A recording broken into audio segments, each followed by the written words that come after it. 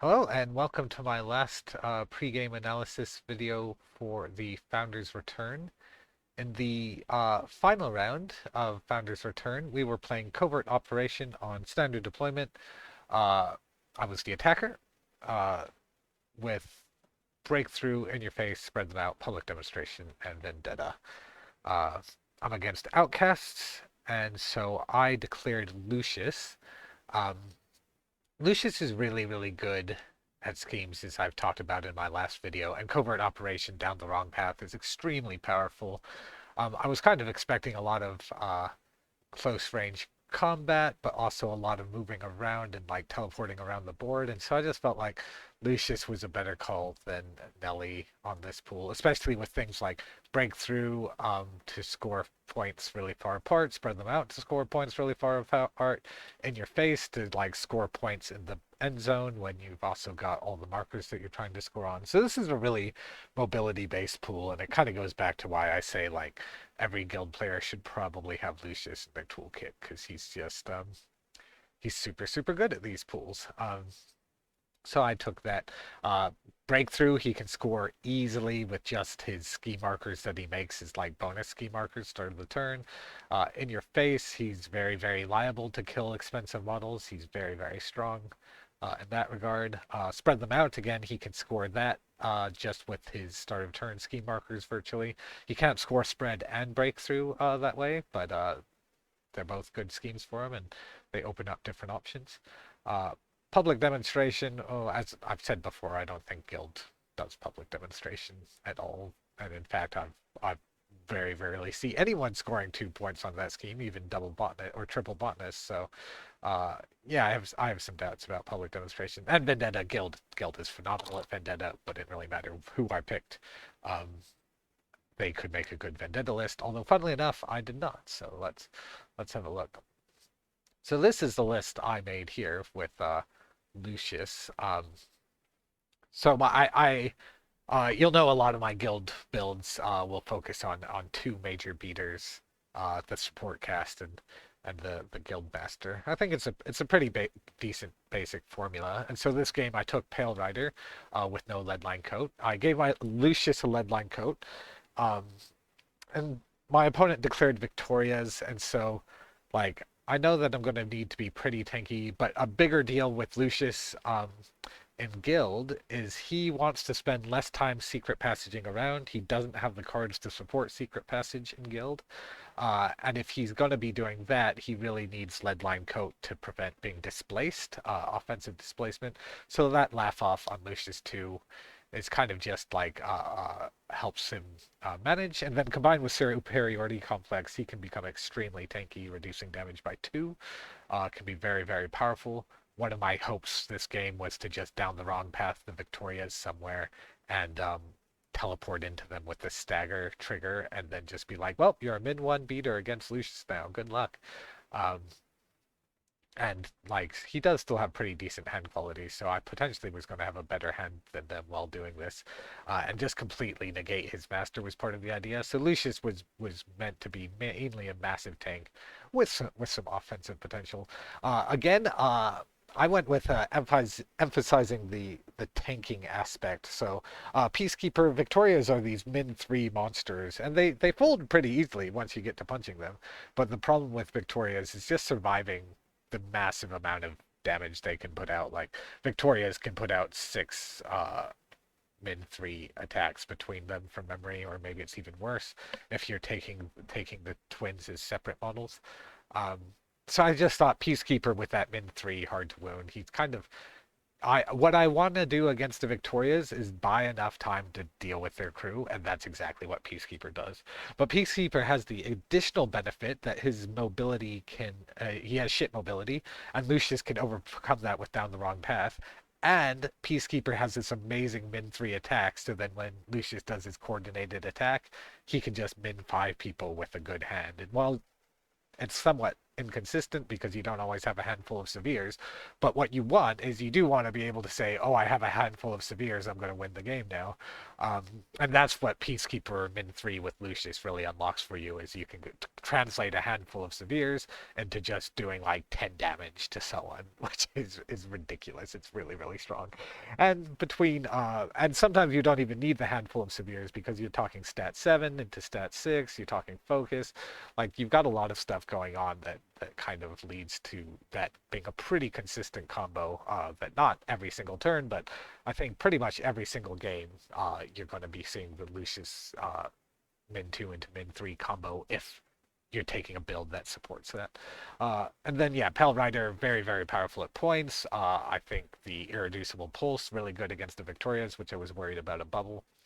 Um, I am always a little bit dissatisfied with the guild builds, because the 2 beaters never feels like quite enough, and 3 is too expensive because you need your support cast, and guild support models are mid-tier expense. Like, they're not expensive, but they're not cheap. So you don't have as many stones to work with as would be nice.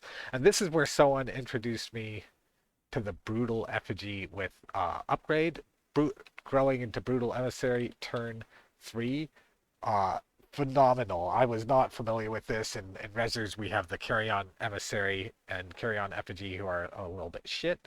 Um, at least relatively speaking. Whereas Brutal Emissary, again, gives me a great sword, phenomenal min 3 attack, and it's actually even a bit better than the standard min 3 because of those positives to the damage flip outside of activation.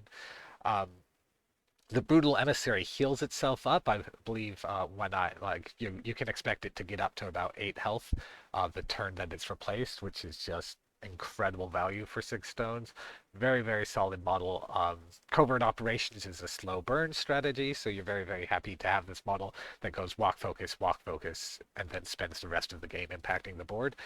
Just an incredible innovation for 6 stones. And at the 6 stones range, you're talking like normally some Lucius players would take a second lawyer, but that's a bit too all in on the support. You could take a second changeling, which you take Lucius for that point scoring capacity, but I mean, Lucius is so efficient at scoring points. I don't think you really need that second changeling necessarily. And so I think it was Trick that after our round 3 game that suggested this Brutal Effigy with Emissary of Fate upgrade to turn into Brutal Emissary. And it's just phenomenal. I think this should be part of every guild player's toolkit. I think there's a few other factions that should consider that sort of thing as well. But say Rezzers, as I said, I'm not sure Carrion Emissary is necessarily worth it, although maybe for 6 stones it's probably okay. I'm going to try it out now. Arcanist, I think I would guess that it's phenomenal. That seems like a really, really good model. It has that regen.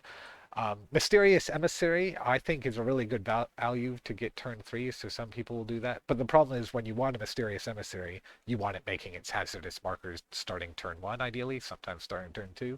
Um, so I can see the argument that Mysterious Emissary, you wouldn't necessarily do that often, even though the payoff is really good. It's the problem. It's the 6 stones is such a massively amazing payoff. Possibly Outcast, I think it's probably worth considering for Outcast players as well. It's something to consider. Um, and then for my support cast, Lawyer, Steward, Changeling. I think this is going to be every Lucius guild list is going to have these 3 models. Lawyer needs no explanation. It's in so many guild lists anyway, and it combos really well here, especially with an armored model, and then Lucius as well has that armor. That shielded just pays off tremendously. The crew really needs that surge trigger on the shielded. It really needs the tools for the job. And then with Lucius too, you're even getting a suited obey sometimes, which is massive. Like, so just I feel like lawyers are even stronger than usual in this crew because of the suited obey while still having the built-in tomes. And they only cost 6 stones. So like you got to hire the lawyer. I see the argument for 2 lawyers, but I don't really buy it because I also think you absolutely need the guild steward for the double focus on Lucius. And what that does is 2 things. First off, Guild Lucius is not as good at staggering as Neverborn Lucius is. So you're really needing a replacement for those positive flips. Also, Guild Lucius doesn't have the same card quality that Neverborn Lucius has, so you're kind of needing a bit of extra oomph in your attacks. Getting some positive flips to those stat 7s means you're cheating a lot less often. That's a big deal. It means you can save some of your severes for your other models, which is really, really nice. Um, and then also, if you do manage to stagger a Soulstone user, it unlocks those straight damage flips between, like, you get that double positive to damage, and then you can straight flip a Stone user. And a lot of Stone users just fold if you do straight flip them for 7 damage. Like, that's not something everyone's equipped for. So, um, I think the Steward is just, it's a must in Lucius. It's a little bit TN hungry, but that's all right. He's got pretty good card quality, and I think it's worth it. Um, so I think this is the basic formula for a Lucius list. These 3 models here are the flex slots. Although I feel like Brutal Effigy, anytime the pool supports it, I'm taking it in. I was really, really impressed by it. It's so good. Um, these 2 models, they could flex. That's completely dependent on the pool. And apologies, I know I often talk about some of the alternatives, but I didn't pull anything out. But let's go through a quick mention. Like anything like Agent's pretty good. I don't value him in Neverborn, but I value him a little bit in Guild. That is really good attacks to mimic. These min 3 attacks are really, really good to mimic. With Leadline Coat, he's pretty tough, although you've probably heard before my view on Leadline Coat is maybe just hire a model with armor if you're wanting to put Leadline Coat. Like, Peacekeeper for 10 stones is a much better deal than Agent for 11 stones. Generally, I think. Like, especially when you account for coordinated attack, the synergy between Lucius and Peacekeeper is much greater, in my view, which is disappointing, I know, but I think that's the case. Um, so I think Agent's all right. I would consider him. Allison Dade, I would definitely take into like Carver Path. Alan Reed, I think he's good, but the problem is he's not. There's a pool where you want to play Lucius, it's not a pool where you want to play Alan or Agent. Because again, I'm taking Lucius in those pools where I really am emphasizing mobility in Guild, and so that's what Lucius is delivering for me. I could see a world where I soloed Lucius in an event, Guild Lucius, and then I would probably take Alan Reed with a Leadline Coat. I think that's fine. Dr. Grimwell, a lot of people are really high on this model. He's one of the most mobile models in Guild. Uh, I don't like him because he has stagger synergy, but he doesn't. He's really, really, really terrible at handing out staggered. And what Lucius needs is he doesn't need models that benefit from staggered. Like, he's enough of a payoff for staggered. He needs models that give staggered. And so Dr. Grimwell, for me, just doesn't get there with Lucius. Although I know other people feel differently, so I would love to be proven wrong there. Francisco, generically a good beater.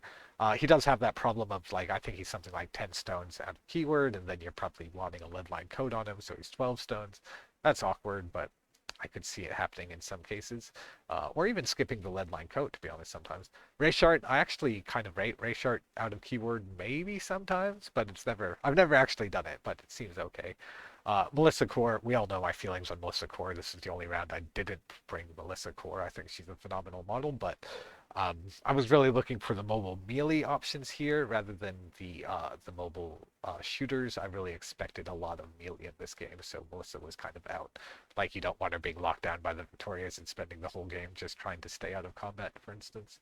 Um, so that's some of the options. Out of the enforcers, Lone Marshal, of course, like the Lucius 2 Pale Rider Lone Marshal was the first Lucius guild build that I felt I really unlocked his potential. I think it's really, really good. Um, but again, this is not a run and gun matchup. I don't think Lone Marshal is what I was wanting here. Um, and then yeah, Pale Rider seems really good. Minions wise, there's probably a few, but I think that kind of covers the options. So I hope that makes sense for this list. Um, and then looking again back up here, breakthrough completely an option. In your face, this list is a little bit weak uh, in that it will potentially have up to 3 models that can give away in your face, but they're very tanky. I'm happy to give away that 1 point, to be honest. I'm pretty sure Viktorias aren't bringing an expensive model that's scoring the 2nd point of in your face, so that's fine by me. Pale Rider, really, really good at scoring that 2nd point of in your face. I know people talk about Pale Rider dying a lot, but I think I have a history of Pale Rider. My Pale Riders tend to live to turn 5 even without Leadline Coat. Um, So I think in your face feels pretty good. Spread them out, inferior to breakthrough, and so as, with them both in the pool, I think I favor breakthrough. Public demonstration, as I've said, is garbage. Vendetta, again, I've made a little bit of a weak list here because he won't necessarily take a 10 stone model, so I won't necessarily be able to Vendetta him.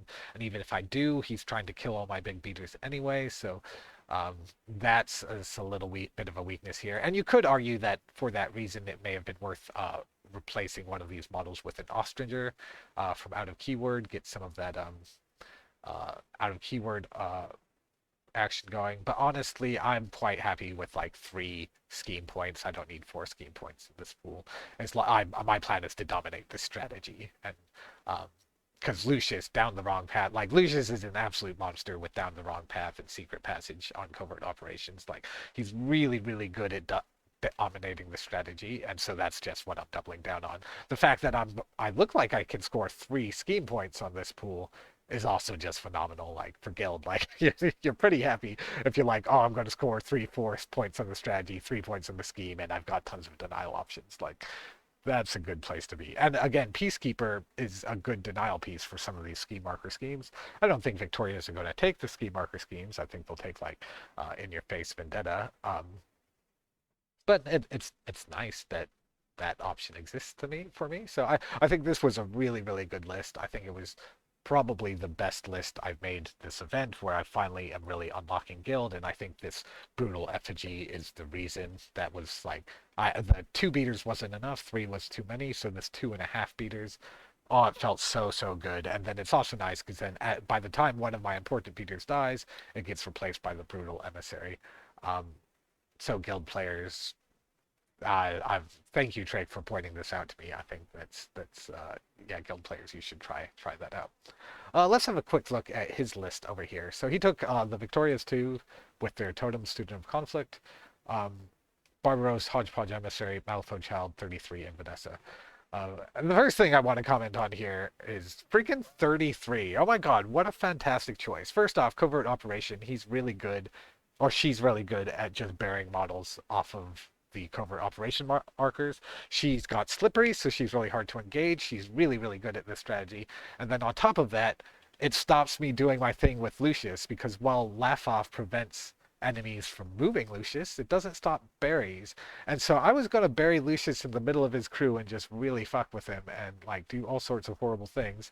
And then he hires 33, and that just all goes out the window, because if I throw Lucius into the middle of his crew, Lucius is just going to get buried, and then Lucius is going to probably unbury not on blocking terrain, and he's just going to lose so much AP.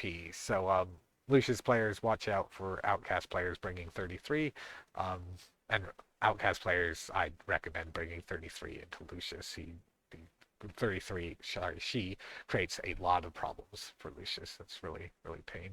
Hodgepodge Emissary, really great healer. Uh, there's an argument to go uh, the little effigy here, but the problem with that is that because I have a slow grow list, and he can predict I'm bringing Pale Rider, like he would have known I have a slow grow list of some kind.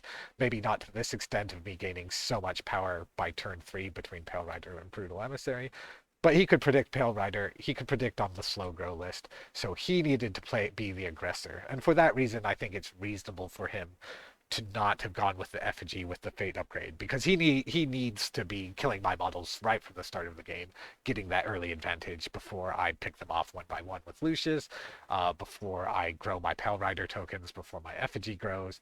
He needs to play an aggressive game, so I think it's a wise choice to bring the emissary. Victoria 2 over Victoria 1, she's very, very tanky, very resilient, very difficult for anyone really to kill. Um, I guess Molly could do it, but yeah, against my Lucius list, I just have no way to kill her, and so all I can do is negate her. Um, and so that goes back to why I'm very, very grateful that I brought Peacekeepers, because I can negate Victoria. One issue I see with this list, and like Barbaros, Vanessa, fine. Vanessa, really solid model. She has intuition, which helps out with the card quality a little bit. She's like stat 8 when she attacks, which is ridiculous. So Victorias don't our struggle with card pressure. So Vanessa is like a really good threat that kind of alleviates that. So I think Vanessa was a scary choice. Barbaros, I don't think he's great against Lucius because Lucius can just use down the wrong path. Because what Barbaros does is he goes and engages you, and then you can't attack anyone else. But Lucius can just use down the wrong path to throw Barbaros away, and then like, okay, you've negated 1 AP with your like 9 stone henchman. Like that's not the best. The bring it on Viktorias, what this did allow him to do is he can overextend the Viktorias massively, then use bring it to bring the Viktorias back, which I think is really, really nice. Um, but like the problem with bring it on these really expensive models is that it's not worth 9 stones to do that. Like, um, well, Lucius, my scribe, can rescue models, and it's like a freaking totem, right? Um, the other thing is Taylor in keyword also has bring it, uh, and so she can do that rescue role as well, and she provides a damaging threat. And I mean, Barbaros actually provides decent damage. He has the min 2 shim aside, although that's not great into all of the damage reduction in um, uh, guild. So he's all right. The black blood, little bit annoying, although my shielded lines up well against it. But Taylor, like with puncture, she can straight flip a rider potentially. She can straight flip a peacekeeper. She can straight flip a stone user. She can one shot lawyers. She can one shot stewards. She can one shot changelings, um, if she can get near them. So she just provides a lot of additional threat. And what he should be worried about here is if I lock down Victoria too, what does his crew do? And the answer is probably not enough. Like if Victoria 2 is locked down, like he's got support 33, support emissary, kind of nice, okay beaters and Vanessa and Barbaros, student conflict support, Malifaux child support. So if I manage to deal with Victoria with whatever stuff, he's not got that min 3 redundancy. He's not got a backup plan. And I think Taylor provides that pretty nicely. She's got hard to kill, so Lucius can't two-shot her, even with the like straight flips I was talking about earlier. Um, I think I just rate Taylor much higher than a lot of Victoria players do, and I know like Axel, one of the world's best Outcast players, also rates her very highly, and he destroys people with her. Um, so like I think she might have been okay here, especially because she has Shrug off to deal with the staggered, which is a big deal as well. Um, so that's kind of my assessment of his list. I think he didn't have high enough threat redundancy of like if I manage to deal with his threats, then suddenly like what can he do to stop me? Because my initial plan was to kill all his support models, but then I kind of realized, oh, if I deal with his threats, then his support models don't really matter. Um, so like with this list, my plan is to just kill or negate as much of the tough models as possible. Um, and so yeah, I hope that all makes sense. This is my last guild pre-game analysis video, so I hope they've all been useful. Um, and I will return to hopefully making these videos. I'm skipping the next event, but hopefully I'll be making some of these videos whenever I do get back into events. I'm just taking a bit of a break for life. But yeah, thanks as well for all the support on the channel. I will read all the comments, even if I'm not able to respond on YouTube. I do read them all. And then I will try to address any issues raised in future videos. Well, cheers. Everyone have a good one.